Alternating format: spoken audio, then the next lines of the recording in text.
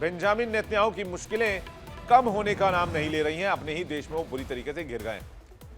Israel के PM Netanyahu ने रिश्वतखोरी और धोखाधड़ी के आरोपों में अपने खिलाफ चल रहे 5 साल के लंबे भ्रष्टाचार ट्रायल को खत्म करने का अनुरोध किया है। उन्होंने इजरायली राष्ट्रपति इसहाक हारगोज से इस मामले में माफी देने की अपील की है। इसके पीछे तर्क देते हुए नेतन्याहू ने कहा है कि ऐसा करना राष्ट्र के हित में होगा। इस संबंध में इजराइल के प्रधानमंत्री बेंजामिन नेतन्याहू ने राष्ट्रपति से क्षमादान की अपील करते हुए 111 पन्ने का दस्तावेज सौंपा है। हालांकि उन्होंने अपने ऊपर लगे आरोपों को स्वीकार नहीं किया है। वहीं विपक्षी नेता इस माफीनामे से भड़क गए हैं। उनका कहना है कि अगर नेतन्याहू को बिना अपराध स्वीकार किए माफी मिलती है तो इसका मतलब होगा एक कानून आम लोगों के लिए अलग और प्रधानमंत्री के लिए अलग है। विपक्ष का आरोप है कि यह लोकतंत्र की रीढ़ पर हमला होगा और न्यायिक व्यवस्था की विश्वसनीयता को खत्म करेगा। उधर अमेरिका के राष्ट्रपति डोनाल्ड ट्रंप और नेतन्याहू के दोस्त ने नेतन्याहू का साथ देते हुए इजराइल के राष्ट्रपति इसहाक हारगोज को चिट्ठी लिखकर उन्हें माफी देने का अनुरोध कर दिया है। सितंबर में हारगोज ने संकेत दिया था कि वो नेतन्याहू को माफ कर सकते हैं। वहीं सुप्रीम कोर्ट ने कहा था कि राष्ट्रपति जनहित या बेहद विशेष परिस्थितियों में दोष सिद्ध होने से पहले किसी व्यक्ति को माफी दे सकते हैं। यही कारण है कि नेतन्याहू ने दोष सिद्ध होने से पहले माफी मांगी है। दूसरी ओर अगर इजरायली पीएम दोषी सिद्ध हो जाते हैं तो उन्हें तुरंत अपना पद छोड़ना होगा, इस्तीफा देना होगा, यानी गेंद राष्ट्रपति के पाले में। लेकिन इसे लेकर एक पेच फंसा हुआ है और इसका खुलासा नेतन्याहू के पूर्व वकील ने किया है। उन्होंने जो दावा किया उसे माना जा रहा है कि नेतन्याहू को काफी दिक्कत हो सकती है माफी मिलने में। नेतन्याहू पर रिश्वत, धोखाधड़ी, जनता से विश्वासघात के आरोप हैं। ये वो आरोप हैं जिनसे खुद को बचाने के लिए उन्होंने राष्ट्रपति से माफी की मांग की है। लेकिन सवाल यह है कि उन्होंने कोई भी आरोप स्वीकार नहीं किया है। अब इसमें पेच क्या है, इसे भी समझने की आवश्यकता है। क्या कहता है इजराइल का कानून? इजराइल का कानून यह कहता है कि माफी एक अपराधी को ही दी जा सकती है जो अपना गुनाह स्वीकार करे। अपराधी वही होता है। अब जब तक नेतन्याहू भ्रष्टाचार के आरोपों को मान नहीं लेते तब तक इजरायली कानून के हिसाब से उन्हें माफ किया ही नहीं जा सकता। और नेतन्याहू बार बार कह रहे हैं कि मैं निर्दोष हूं। नेतन्याहू के पूर्व वकील फैट मैननी ने कहा है कि इजराइल में माफी का इतिहास बेहद सीमित और सख्त रहा है। सबसे चर्चित उदाहरण 1984 का है, जिसमें बस 300 का मामला आता है, जिसमें शिन बेत एजेंट्स ने 2 फिलिस्तीनियों की हत्या कर दी थी और बाद में झूठ भी बोला था। तब तत्कालीन राष्ट्रपति चैम हारगोजिन ने माफी दी जब अपराधियों ने खुलकर कबूल किया कि उन्होंने क्या किया, उनसे क्या गलती हुई। हाईकोर्ट ने भी उस समय यही साफ कहा था कि गुनाह स्वीकार किए बिना माफी नहीं दी जा सकती। और अब यही कसौटी नेतन्याहू पर लागू होती है। नेतन्याहू ने इस माफीनामे के लिए एक वीडियो बयान जारी किया और बिना कोई अपराध स्वीकार किए कहा कि मेरे मामले की सुनवाई लगभग 6 साल से चल रही है और उम्मीद है कि ये कई और सालों तक चलती रहेगी। नेतन्याहू ने बताया कि वो बरी होने तक इस प्रक्रिया को जारी रखना चाहते थे, लेकिन सुरक्षा और राजनीतिक वास्तविकता, राष्ट्रीय हित कुछ और ही तय करते हैं। उन्होंने आगे कहा कि मुकदमे का जारी रहना हमें अंदर से तोड़ रहा है, भयंकर विभाजन पैदा कर रहा है और दरार को और गहरा कर रहा है। नेतन्याहू के खिलाफ मामलों में इजरायली समाज ने उनके समर्थकों और विरोधियों के बीच भी एक विभाजन कर दिया है, यानी दरार डाल दी है। उन्होंने आगे कहा कि मुझे यकीन है कि ट्रायल को तुरंत समाप्त करने से तनाव को कम करने और व्यापक मेल मिलाप को बढ़ावा देने में मदद मिलेगी, जिसकी हमारे देश को सख्त जरूरत है। बिना दोष स्वीकार किए या इस्तीफा दिए क्षमादान की मांग करना नेतन्याहू के लिए राजनीतिक और संवैधानिक संकट पैदा करता है।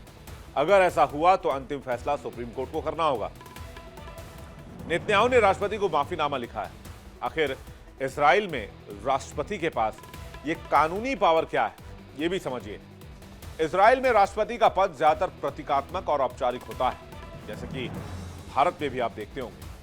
प्रधानमंत्री और संसद के पास ही असली ताकत होती है, लेकिन एक मामले में राष्ट्रपति के पास विशाल और लगभग असीमित अधिकार है और वही मामला भी चल रहा है। इजराइल के बेसिक लॉ के अनुसार राष्ट्रपति के पास किसी भी व्यक्ति को दोषमुक्त करने, सजा माफ करने या मुकदमा ही समाप्त करने का अधिकार है, चाहे अदालत ने फैसला दे दिया हो या अभी ट्रायल ही चल रहा हो।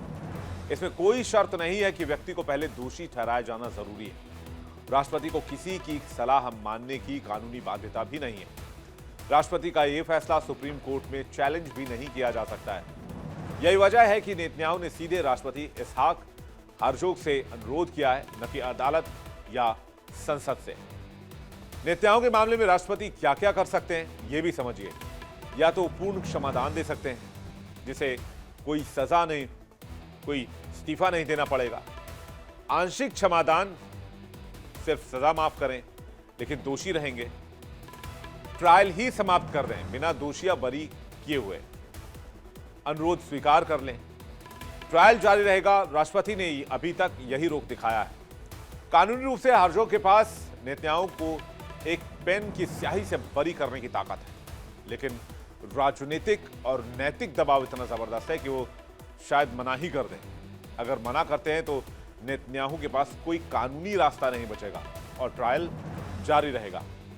नेतन्याहू ने औपचारिक माफी अर्जी राष्ट्रपति को सौंप दी है। यह फैसला अब राष्ट्रपति और न्याय मंत्रालय के पास है।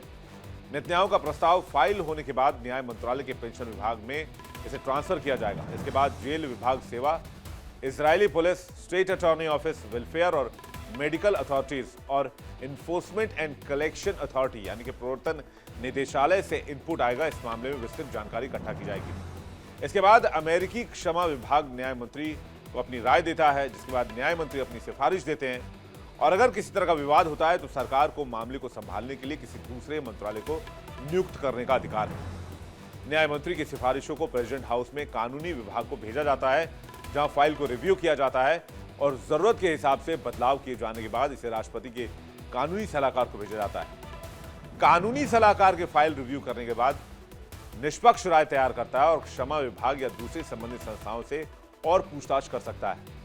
सारी प्रक्रिया पूरी होने के बाद फाइल को राष्ट्रपति के सामने पेश किया जाता है और अगर तमाम दस्तावेजों को देखने के बाद राष्ट्रपति माफी को मंजूरी देते हैं तो वो एक क्लेमेंसी डॉक्यूमेंट पर साइन करते हैं। नेतन्याहू पर 3 अलग अलग भ्रष्टाचार के केस चल रहे हैं। इजराइल में इन्हें नंबर से पुकारा जाता है, केस 1000, केस 2000 और केस 4000। ये तीनों मिलकर सबसे गंभीर भ्रष्टाचार के केस माने जाते हैं, जो किसी प्रधानमंत्री पर लगे, सिटिंग प्राइम मिनिस्टर पर लगे, मुकाबलों में सबसे गंभीर है। केस 1000 में 2007 से 2016 के बीच हॉलीवुड प्रोड्यूसर आर्नोन मिल्चन और ऑस्ट्रेलियाई अरबपति जेम्स पैकर से नेतन्याहू दंपति ने करीब 7 लाख शेकल, लगभग 1.25 करोड़ रुपए के महंगे उपहार लिए और बदले में मिल्चन को अमेरिका वीजा, टैक्स छूट और व्यापारिक मदद दिलाने की कोशिश की। अब केस 2000 को भी समझिए।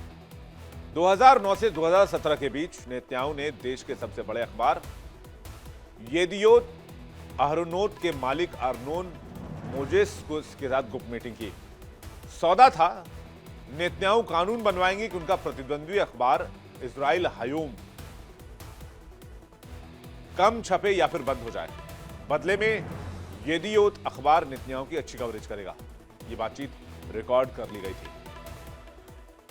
केस नंबर 4000, जिसमें 2012 से 2017 के उस दौरान नेतन्याहू संचार मंत्री थे। उन्होंने देश की सबसे बड़ी टेलीकॉम कंपनी बेज के मालिक शाउल एलोविच को करीब 1.8 अरब शेकेल की नियामक छूट और मर्जर की मंजूरी दी। बदले में एलोविच का न्यूज पोर्टल वाला ने नेतन्याहू और उनकी पत्नी सारा की 100% पॉजिटिव कवरेज दी, नेगेटिव खबरें हटाई और विपक्ष की खबरें दबा दी। 400 से ज्यादा बार वेबसाइट पर बदलाव के निर्देश सीधे सारा नेतन्याहू और उनके प्रेस सलाहकार देते थे। पुलिस के पास हजारों व्हाट्सएप मैसेजेस और रिकॉर्डिंग इस वक्त मौजूद है।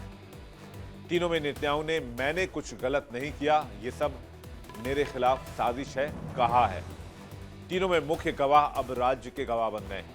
तीनों में पुलिस ने 2019 में ही चार्जशीट दाखिल कर दी थी। ट्रायल दिसंबर 2020 से ही चल रहा है। दिसंबर 2024 से खुद नेतन्याहू गवाही दे रहे हैं। आपको बता दें कि हफ्ते में 3 दिन में फिलहाल ट्रायल का सबसे कम हिस्सा चल रहा है। नेतन्याहू की क्रॉस एग्जामिनेशन, यही वजह है कि अब राष्ट्रपति से ट्रायल ही खत्म करने की मांग बेंजामिन नेतन्याहू कर रहे हैं। अब राष्ट्रपति उनकी मांग को मानते हैं, नहीं मानते हैं, ये देखने वाली बात होगी और उसको लेकर जो भी अपडेट होगा हम आप तक पहुंचाएंगे।